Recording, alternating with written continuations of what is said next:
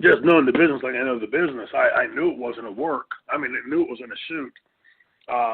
But it was well done. If you can get, and that's the whole point of this, if you can write something, we're only limited by what we can contemplate in our brains. As a writer, we can write a story about 1 + 1 is 2, or we can write some incredible story that compels millions of people to want to buy that story to read it. We're only limited, again, by what we can consider in our brains. So if they were doing something that had, especially in this day and age of sports entertainment, if they were doing something that was compelling the people to believe that what they were seeing was a shoot, then God bless them. They did something right. And it goes back to what I've talked about before. It ain't a question about real or fake, predetermined, or whatever, sports entertainment or wrestling. It has to go back to the individual. Is the individual buying this, or are they not buying it? So whatever it is that Graves and Booker T were doing, kudos to them. Fantastic.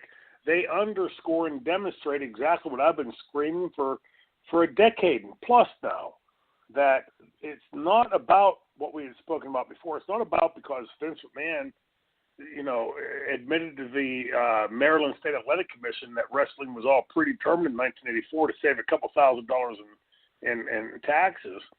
That's irrelevant. It has to do with the fans that are sitting in the audience tonight. Do they buy this or do they not buy it? And if they do buy it, then we're on to something. We're entertaining them. We're giving them their money's worth. This isn't a question about pulling the wool over their eyes or, trying to cheat them out of something. It's about offering it up to them in a way that they can amply understand it, not talking down to them, not belittling them, but putting it in a method that they can get and that they want to buy into. And then from there, you're off to the races.